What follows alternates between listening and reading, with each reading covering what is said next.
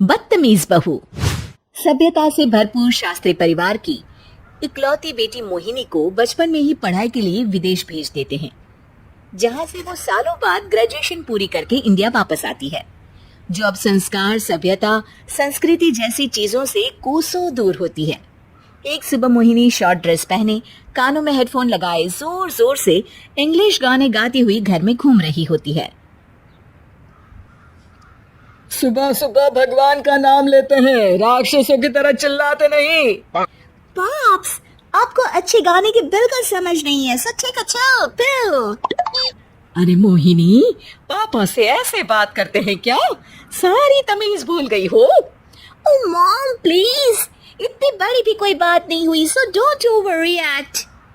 ऐसे ही दिन बीतते हैं, जिसमें मोहिनी के तौर तरीके, रहने और बात करने का ढंग उसकी मम्मी पापा को परेशान करने लगता है।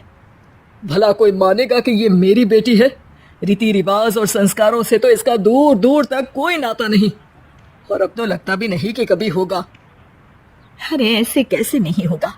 लड़कियां सारे नखरे अपने माँ बाप को ही दिखाती है। ससुराल जाकर उन्हें सब कुछ करना भी पड़ता है और मानना भी। पत्नी की बात शास्त्री जी समझ जाते हैं और कुछ ही दिनों में अपने से भी ज्यादा धार्मिक परिवार में निखिल के साथ मोहिनी का रिश्ता पक्का कर देते हैं। रिश्ता तो पक्का कर दिया, पर यहाँ मोहिनी को कैसे मनाएंगे? शादी ब्याह के मामले में आटे में नमक जितना झूठ तो चलता है जी। इसी तरह एक के बाद एक तिकड़म लगाते हुए दोनों मिलकर मोहिनी को शादी के लिए तैयार कर लेते हैं और मोहिनी निखिल की शादी हो जाती है, जिसके अगले दिन से ही मोहिनी दोबारा अपने पूरे अवतार में शॉर्ट ड्रेस पहनकर घर में घूमने लगती है। बहू को ऐसे देख सास की आंखें फटी की फटी रह जाती हैं। अरे ये क्या बेशर्मी है, हमारे घर की लड़कियां जींस तक नहीं पहनती और तुम बहू होकर इतने छोटे कपड़े पहनकर पूरे घर में घूम रही हो।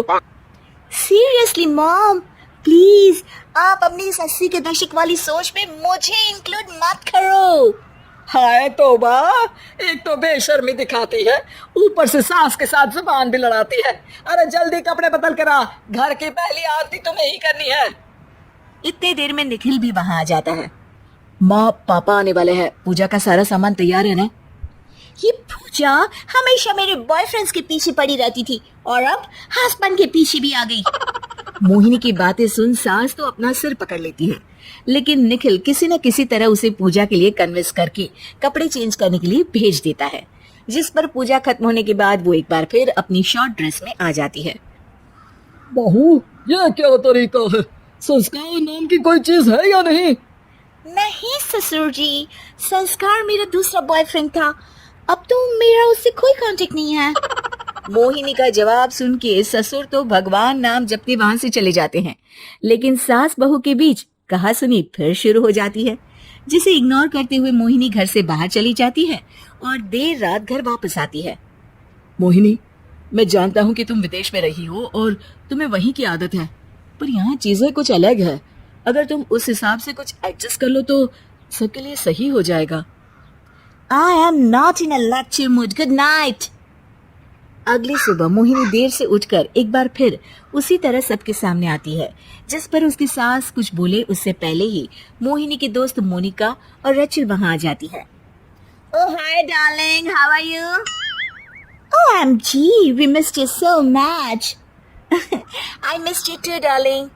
राम राम, इन्होंने तो तुमसे भी छोटे कपड़े पहने हैं। अरे तुम लोगों के अंदर कोई शर्म लिहाज बाकी भी है या सब बेच खाई? मोहिनी, तुम्हारी मेड कुछ ज्यादा नहीं बोलती?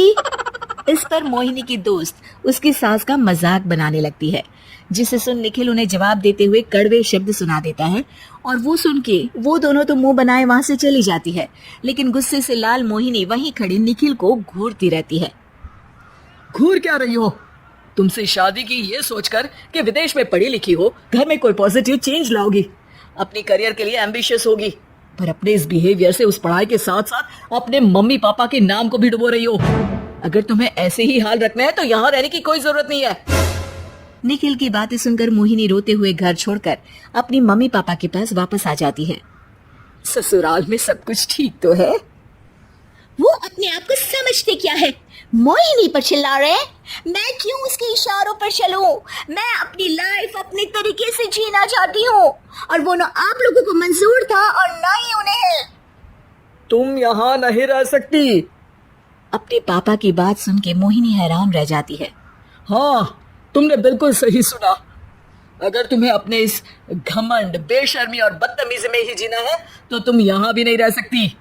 बेटी, मैं मानता हूँ हमारे यहाँ रीति रिवाज बहुत मायने रखते हैं और हमने उन्हीं के ओवरडोज से बचाने के लिए तुम्हें विदेश भेजा था। एक लड़की जो शादी करके घर और बच्चे संभालती है, उससे तुम अपने आप को ज्यादा समझ सको इसके लिए भेजा था। तुम उससे ज्यादा समझो और बनो, पर तुम तो किसी दूसरी ही ट्रेन में चढ़ गई बेटा।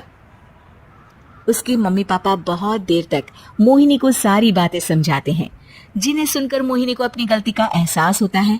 वो जॉब ज्वाइन कर लेती है और ससुराल वापस आकर उन्हें मॉडर्न बनाती है और खुद भी कुछ रिवाज सीखते हुए खुशी से रहने लगती है।